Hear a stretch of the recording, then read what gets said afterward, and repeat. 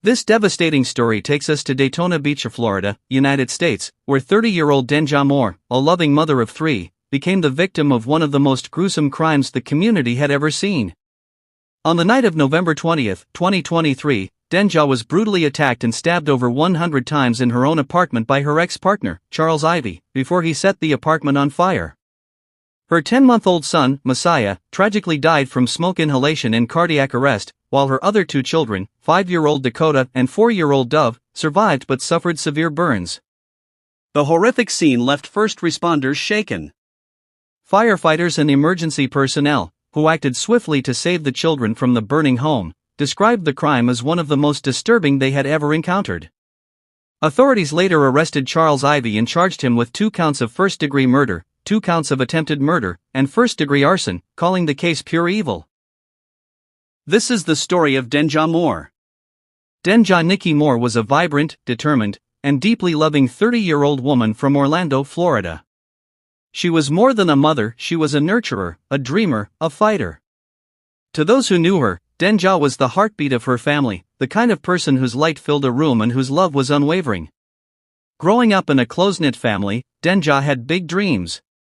She graduated from Haines City High School in 2012 and later pursued a degree in criminal justice at Bethune-Cookman University.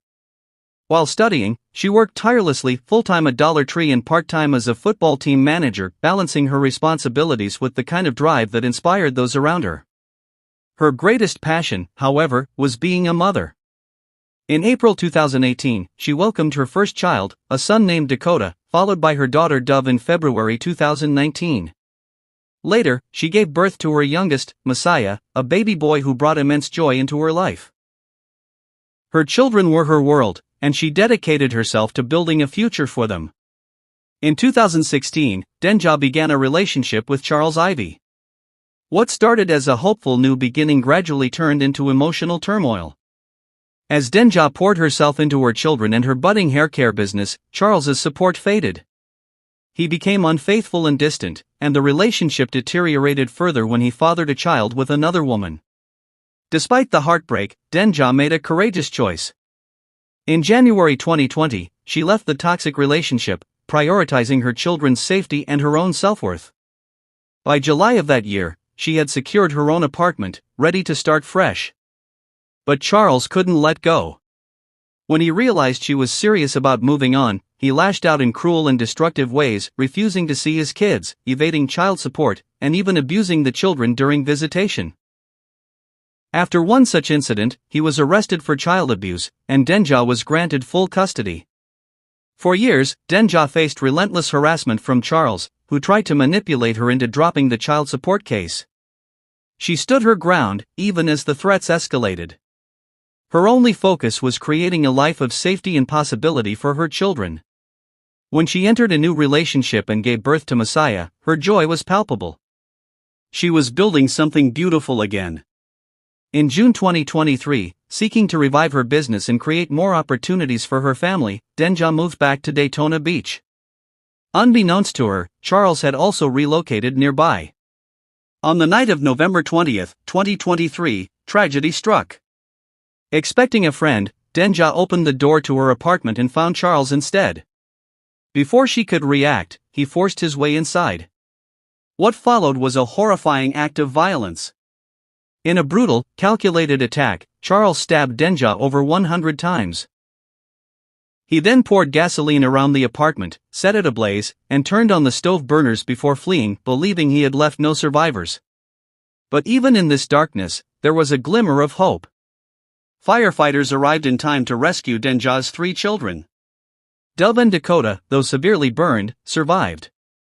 Messiah, just 10 months old, was found in his crib near his mother. Despite the efforts to save him, he succumbed to his injuries in the hospital. Denja died a hero, protecting her children until her last breath. Her death devastated her family and community. The pain was compounded by the knowledge that her murder was driven by jealousy, resentment over child support, and a refusal to accept her growth and independence. Charles Ivy was arrested shortly after, still in possession of her phone, and has been charged with 2 counts of first-degree murder, 2 counts of attempted murder, and arson. In her memory, Denja's family has come together to ensure her legacy lives on. Her sister described her as a soulmate and promised to raise Dove and Dakota with the same love and care Denja gave them. Her loved ones continue to speak out, not only for justice but also to honor the powerful, gentle, and fearless woman Denja was.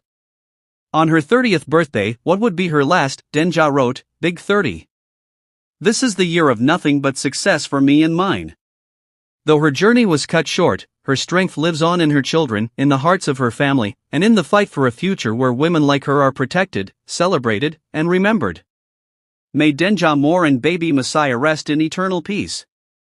And may Dove and Dakota grow up surrounded by love, healing, and everything their mother dreamed for them. The heartbreaking story of Denja Moore teaches us several powerful and sobering lessons. 1. Take signs of abuse seriously. Denja's story is a painful reminder that abusive behavior often escalates over time.